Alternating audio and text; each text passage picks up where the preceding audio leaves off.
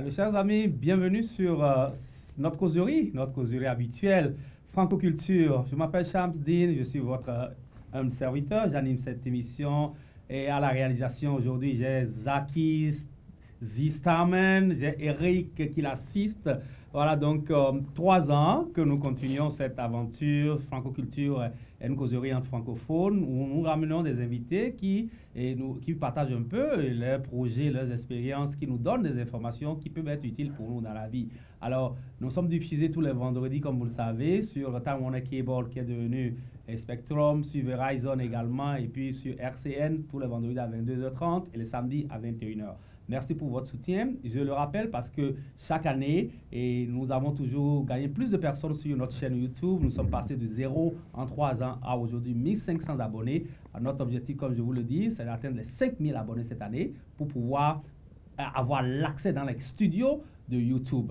Donc, vous allez toujours nous aider à réaliser nos rêves.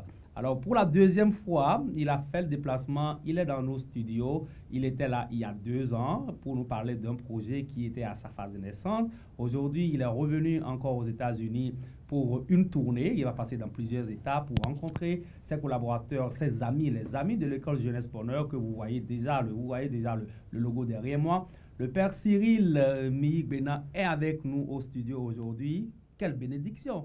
Bonsoir mon père. Bonsoir Shams. Merci de l'accueil. Je voulais d'abord saluer tous les fidèles spectateurs de Francoculture et puis te féliciter pour ce beau travail de culture que tu fais.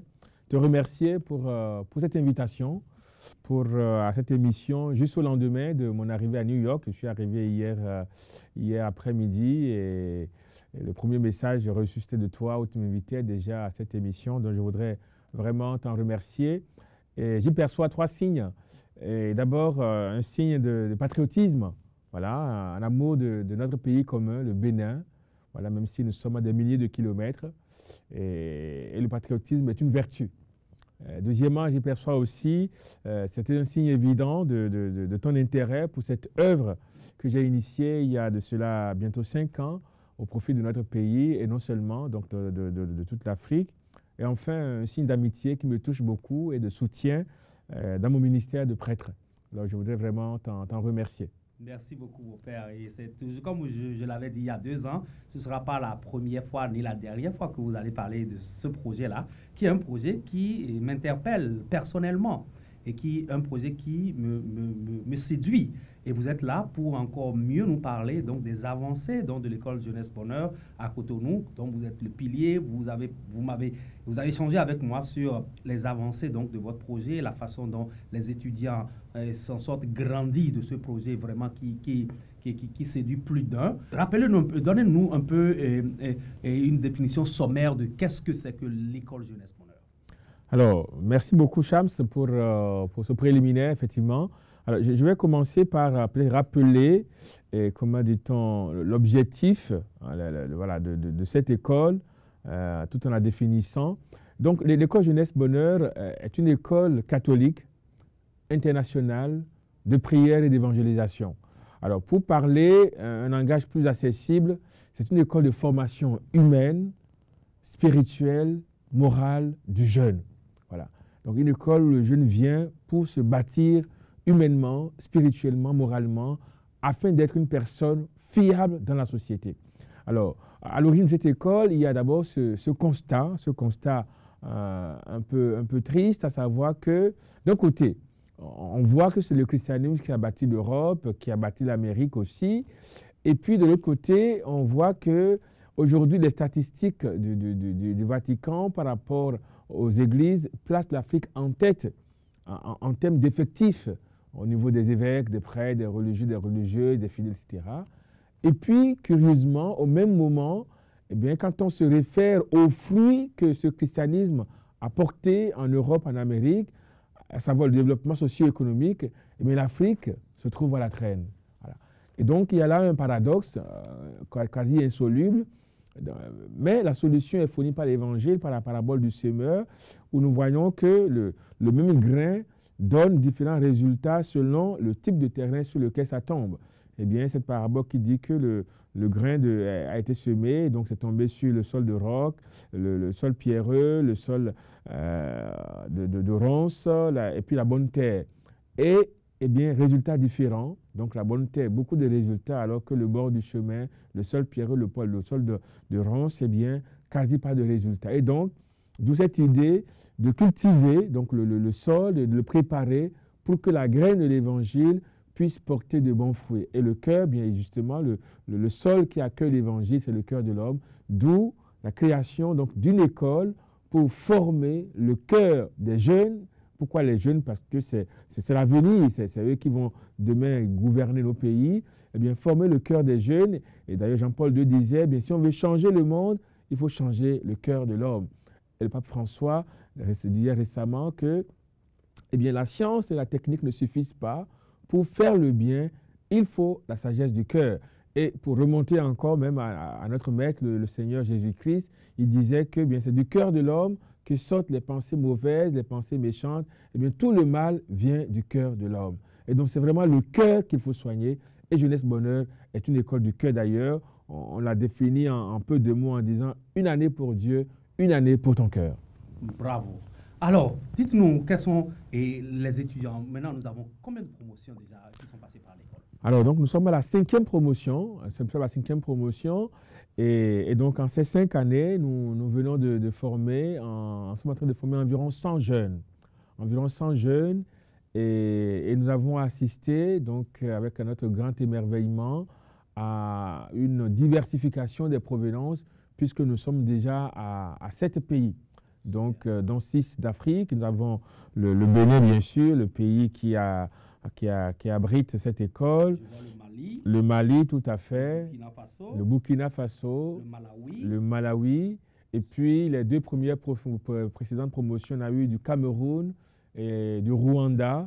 Et puis, nous avons aussi cette année une Française qui est là pour 4 mois pour vivre l'école, mais surtout pour nous aider pour faire un appel de fonds.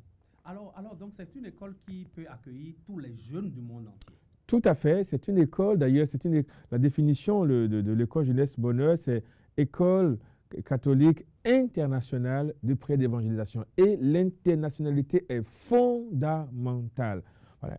Elle est fondamentale pour l'école et je l'ai vu encore cette année où ils sont de 4 pays. Eh bien, la diversité des provenances, eh bien, ça contribue énormément à la formation de ces jeunes. Alors, cette année, par exemple, nous avons un jeune Malien, un jeune Burkinabé, et nous savons que ces pays sont des pays travailleurs. Et donc, vraiment, ils boostent les Béninois.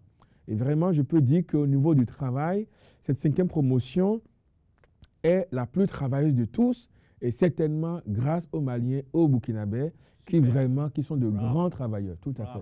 Voilà. Je crois qu'on fait un clin d'œil à nos amis du Mali et du Burkina. Tout à fait. Vous voyez, les gens du pays de l'homme intègre se font encore remarquer une fois. Et les Maliens, vous le savez, donc, sont très, très grands travailleurs. Ils ont un grand pays qu'ils sont en train de gérer. Donc, vraiment, merci pour cette collaboration, pour cette participation à faire de ces jeunes-là des citoyens du monde. Absolument. Parce que si les citoyens du monde frottent leur ménage et puis leurs connaissances ensemble, je crois qu'on a une chance pour avoir un monde meilleur. Amis, donc je vous rappelle que je suis ici avec le père Cyril Mibena, mon invité. Nous sommes en train de parler donc du projet de l'école Jeunesse Bonheur. Et alors je vais vous poser une autre question. Oui. Puisque c'est des jeunes que vous sélectionnez au Bénin, un peu partout dans le monde, quels sont les critères de sélection? Alors, les critères de sélection sont au nombre de 5. C'est tout simple. D'abord, il y a l'âge. C'est des jeunes majeurs. C'est une année qu'ils prennent librement. Voilà, donc il ne faudrait pas qu'ils soient encore sous la tutelle des parents, donc il ne faudrait pas qu'ils soient encore mineurs. Donc il faut avoir 18 ans révolus. Voilà, et puis pour une certaine homogénéité dans le groupe, eh bien on a pensé plafonner à 30 ans. Donc la fourchette est de 18 à 30 ans, donc voilà pour ce qui est du critère d'âge. Le deuxième critère, c'est le critère de la disponibilité. C'est une formation qui dure 9 mois. Donc, ça vous rappelle certainement les 9 mois dans le sein maternel. Oui. Voilà, donc en fait, c'est une renaissance. Voilà, donc ces jeunes sont nés du sein de leur mère. Là, ils renaissent du sein de la mère Église, du sein de Marie, etc. Voilà, à une vie nouvelle. de tout point de vue, sur le plan spirituel, sur le plan humain. Et c'est vraiment ce qu'on constate. Voilà, donc une disponibilité, donc être disponible de fin septembre à fin juin. Ensuite, troisième critère, c'est le niveau. Parce que, eh bien, comment dit-on, les cours qui sont donnés supposent quand même un certain prérequis, des acquis. Et donc, les cours demandent d'avoir au moins fait la classe de terminale. Donc, le diplôme du baccalauréat n'est pas exigé, mais il faut avoir au moins fait la classe de terminale. Et bien sûr, plus c'est encore mieux, puisque la plupart des professeurs sont des maîtres en leur matière, des maîtrisards, des gens qui ont le master ou des docteurs carrément. Le 3/4 de nos professeurs sont docteurs en leur matière. Super. Voilà. Le quatrième critère, c'est être chrétien ou désireux de l'être, ou tout au moins savoir que la formation qui est proposée est d'obédience chrétienne. Voilà, donc ça suit les valeurs chrétiennes à tout point de vue par rapport à la personne. Voilà, par exemple, je donne l'ordre de priorité dans l'école. L'ordre de priorité, c'est Dieu, les autres et moi. Donc, il faut être d'accord, il faut être prêt à faire passer l'autre avant soi. Non pas pour se meurtrir, mais parce que c'est la place que tu dois occuper pour être heureux. Si tu fais passer avant les autres, eh bien, tu deviens idolâtre. Et je pense que c'est ce que nous en faisons les frères un peu dans notre pays actuellement. Mon père, est-ce que ça veut dire que si vous n'êtes pas chrétien, vous ne pouvez pas avoir accès? Pas du tout, pas du tout. L'école est ouverte à toutes, à tous et à toutes. D'ailleurs, il fut une année où on nous a proposé d'accueillir des jeunes musulmans. On a dit, mais pourquoi pas? Seulement, c'est une école de vie. Et donc, il ne faudrait pas que, comment dit-on, ils soient bloqués par des activités qui sont proposées. Donc, comme ce n'est pas simplement une école pour la tête, eh bien, si la personne, quelle que soit son obédience, bouddhiste, musulman, etc., est prête à vivre ce qui est proposé, il n'y a pas de problème, parce que c'est la transformation du cœur qui est en jeu. Voilà.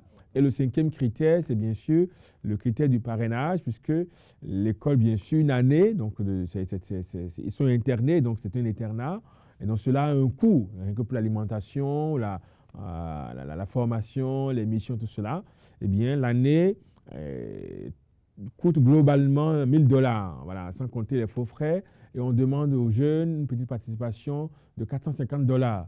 Et donc, on leur demande de cette participation-là sous la forme de parrainage, c'est-à-dire de trouver 5, 6, 10 personnes qui payent voilà, $10 par mois pour eux. Et ainsi, ils arrivent à payer les $50 par mois qui leur est demandé. En sachant qu'une partie de cette formation, de ce parrainage, peut aussi être payée en nature. C'est-à-dire, s'il a de la farine de maïs, s'il a du gari, le gari c'est la farine de manioc, s'il a du haricot ou du riz qu'il apporte, eh bien on évalue. Donc, ce n'est pas forcément l'argent qui intéresse, c'est la participation. Donc, ce que tu apportes pour participer à la vie de l'ensemble de l'école. Voilà. Qui est le plus important. Donc, voilà un peu les 5 critères. Donc, je rappelle donc l'âge, 18 à 30 ans, le niveau bac, la disponibilité pour une année entière, comment dit-on, être prêt à vivre les valeurs chrétiennes qui sont proposées dans cette école et enfin, donc, être disponible à trouver des parrains, marraines qui puissent aider à payer le parrainage qui s'élève à environ $400, $450. Quelle est la capacité d'accueil de l'école? Alors, l'école pourrait théoriquement, la maison, nous sommes provisoirement, parce que j'aborderai tout à l'heure les locaux définitifs dont on a commencé la construction. La maison que nous sommes actuellement pourrait accueillir 120 personnes. Mais c'est une école de vie. Encore une fois, ce n'est pas une école pour la tête, parce que, eh bien, le monde regorge de têtes bien pleines, ou peut-être bien faites, mais crève de cœurs bien faits. Et donc, c'est le défi que cette école voudrait relever, donc ce vide-là que cette école voudrait combler en formant le cœur de ces jeunes. Et par conséquent, eh bien, il ne faudrait pas un effectif pléthorique. Et d'ailleurs, je ne vous apprends rien, vous qui vivez ici à New York, j'ai vu tout à l'heure une photo de la classe d'un enfant du couple qui m'héberge, le couple local, donc Marius et Diane, que je salue au passage. Très bien, merci beaucoup. Voilà. Et donc, j'ai vu la photo, j'ai dit, mais ça, c'est leur classe. Ils m'ont dit oui. Et en plus, c'est 2 classes jumelées et ça faisait à peine 12 personnes. Voilà, 2 classes jumelées, j'ai trouvé ça extraordinaire. Et voilà, donc, École Jeunesse Bonheur, donc, on a décidé, voilà, pour les premières années, de ne pas dépasser l'effectif de 30. Voilà, 30 jeunes maximum, pour que chacun soit suivi, vraiment, qu'il y ait un suivi personnalisé et que vraiment, quand demain les jeunes seront sollicités pour tel poste, eh bien, on puisse les envoyer en bonne connaissance de cause. Oui, alors mon père, donc à vous entendre, est-ce que le projet de l'école Jeunesse Preneur, ce n'est pas de l'évangélisation déguisée? Mais, tout à fait, ce n'est pas déguisé. D'ailleurs, dans la définition du nom de l'école, eh bien, c'est une école de pré-d'évangélisation. Et l'évangélisation, c'est quoi en fait? Eh bien, c'est conduire l'homme sur le chemin de son bonheur. Voilà. L'évangélisation, c'est faire aider l'homme à être heureux, tout simplement. Ça n'a rien à voir avec la religion. Bien sûr, le bonheur de l'homme, c'est Dieu, mais fondamentalement, eh bien, le mot évangile en grec veut dire bonne nouvelle. Et donc, être évangélisé, c'est trouver le chemin de son bonheur. Parfait. Voilà. Et puis, bon, l'école, ça aide à faire plus de bébés. Et puis, bon, plus de mariages. Je crois que tout ça, c'est une bonne nouvelle. Oui, tout à fait. Alors, nous allons parler de deux aspects très importants sur le projet avant la fin de cette émission. Et vous avez entamé un projet de construction pour pouvoir mettre les étudiants dans de meilleures conditions. Tout à fait. Alors, parlez-nous un peu de ce projet de construction et à quel niveau vous êtes actuellement. Alors, d'abord, je vais bénir vraiment le Seigneur parce que d'abord, nous sommes actuellement, c'est un ancien petit séminaire du Bénin, tout premier petit séminaire du Bénin, donc la maison Sainte-Jeanne d'Arc, où nous sommes provisoirement. Et là, une famille nous a offert un terrain de 2 hectares à Tori. Alors, par les temps qui courent, c'est quand même extraordinaire. Et donc, nous avons commencé, donc le terrain a été offert en juin 2017. Et en octobre, le 5 octobre 2017, l'archevêque, Monseigneur Roger Rungweji, qui nous aime beaucoup et que nous saluons au passage, eh bien, a procédé à la pose de la première pierre de la construction des locaux définitifs sur ce nouveau terrain-là, en présence de plus de 15 prêtres et plus de 300 participants. Extraordinaire. Et depuis lors, eh bien, les travaux ont commencé et le mot d'ordre a été une brique par jour. Voilà. C'est-à-dire que ce soit un flux continu, que nous puissions aller continuellement. Et nous avons donc, grâce aux générosités dont je vais parler tout à l'heure, eh bien, les 2 hectares sont entièrement clôturés. Et nous avons commencé déjà la construction du premier bloc, le premier bâtiment, qui est l'hôtellerie, qui est une structure destinée à générer des fonds pour pouvoir continuer la construction des autres bâtiments. Et nous espérons pouvoir terminer le rez-de-chaussée de ce bâtiment avant le mois d'octobre pour la célébration du 5e anniversaire de l'école. Voilà, et pour continuer ainsi la construction des autres bâtiments. Et sur le même terrain, nous avons déjà mis en terre près d'une centaine d'arbres fruitiers, voilà, parce qu'il faudra du temps pour que ça puisse donner. Alors, pour ce qui concerne donc le financement, eh bien, cela se fait vraiment, c'est des petits ruisseaux qui font vraiment les grands fleuves. Bien sûr, il y a des institutions telles que l'AED, donc l'aide à l'Église en détresse en Allemagne, qui aide beaucoup l'école, qui nous aide beaucoup, nous soutient beaucoup dès le début, et qui va contribuer aussi à la construction du bloc de bâtiments des garçons et des filles. Nous avons sollicité le diocèse d'Allemagne, le diocèse de Cologne en Allemagne, qui serait prêt aussi à donner un coup de main. Et je vous ai parlé tout à l'heure donc de l'aumônier du pape qui, au nom du Saint-Père, a fait un geste pour soutenir l'école. Nous avons l'association des Amis de Jeunesse Bonheur en France qui fait un énorme travail. Et en ces 7 années d'existence de cette association, ils ont collecté vraiment plusieurs dizaines de milliers d'euros. Voilà. Et je tire chapeau ici à la trésorerie de l'association, Mme Simone Domas, et à sa présidente, Mme Liane Mouriès. Nous avons aussi l'association des Amis de Jeunesse Bonheur États-Unis. Donc, je salue le président au passage, M. Jean-Baptiste Mekpator, ainsi que le trésorier, Prière Didioro, que je verrai à Omaha bientôt, le commissaire au compte Christophe qui m'accompagne dans ce studio, le secrétaire Marius et son épouse Diane, voilà, et tous les autres membres de l'association. Donc voilà autant de personnes, autant de structures. J'étais au Canada il n'y a pas longtemps, le diocèse de Saint-Jean-Longueuil, dont l'évêque personnellement a contribué aussi à cette œuvre par un apport personnel de son propre mouvement. Donc voilà un peu, et puis au Bénin aussi, donc l'amicale des Amis de Jeunesse Bonheur qui est au Bénin aussi petitement. Donc voilà, c'est ces petits ruisseaux qui aident voilà, à financer cette œuvre progressivement, donc qui est en train de prendre corps vraiment comme un bébé qui se construit dans le sein de sa mère. Voilà. Oui, je sais qu'il y a des individus qui vous aident, il y a aussi des associations qui se sont constituées pour supporter. Alors aujourd'hui que vous êtes aux États-Unis, et sur le plan de la collecte de fonds, quel est le message que vous avez à l'attention de tous les potentiels amis de l'école Jeunesse Bonheur, les amis de la diaspora, les individus de façon simple? Quelle est la stratégie que vous avez aujourd'hui et quel est le mot que vous avez à leur endroit afin de les attirer vers l'école? Alors, la stratégie, elle est toute simple. D'abord, c'est qu'une brique coûte $1. Donc, ce n'est pas compliqué. Donc, vous donnez $1, vous savez que vous apportez une brique à la construction de cette œuvre. Et je sais qu'en France, ça a beaucoup marché. Les gens disent, écoutez, pour 10 briques, la paroisse où j'ai fait le ministère l'été, le curé dit, écoutez, 500 briques. Un autre dit, écoutez, 100 briques. Donc voilà, et c'est concret pour les gens de savoir que dans cette œuvre-là, j'apporte 100 briques, j'apporte 500 briques ou j'apporte 1000 briques. Voilà. Il y a des gens qui me disent, voilà, je vous donne de quoi faire 1000 briques.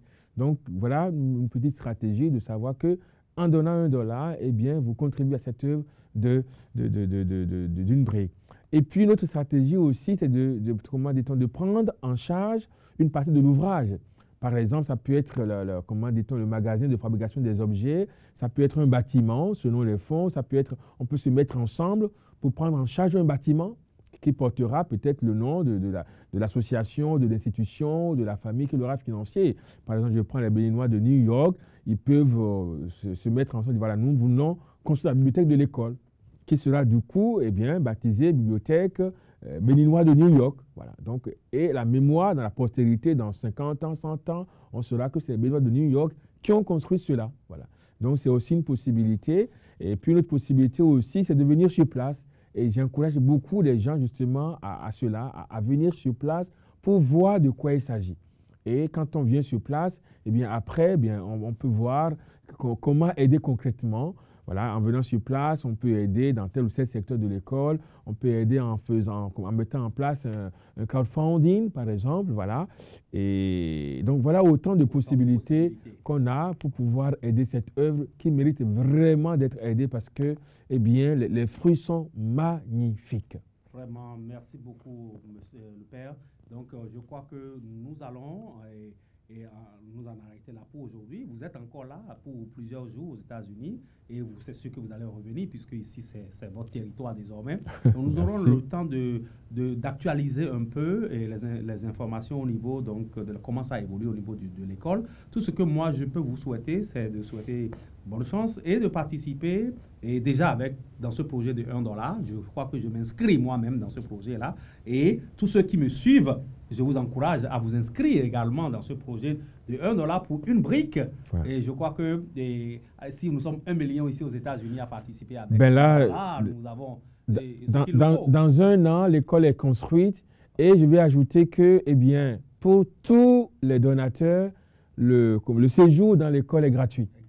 Voilà. Donc, vous venez au Bénin, vous savez que si vous prenez le billet d'avion, arrivez là-bas, vous êtes accueilli gratuitement, vous n'avez pas d'hôtel à payer. Super. Voilà. Vraiment, je ne peux que vous remercier. Et chers amis de Franco-Culture, je crois que nous allons nous arrêter là aujourd'hui. C'était le père Cyril Mbéan, donc Miik Bénin, le promoteur donc de l'école Jeunesse Bonheur, ce projet qui a démarré il y a plus de 5 ans, aujourd'hui qui est en train de faire son petit bout de chemin.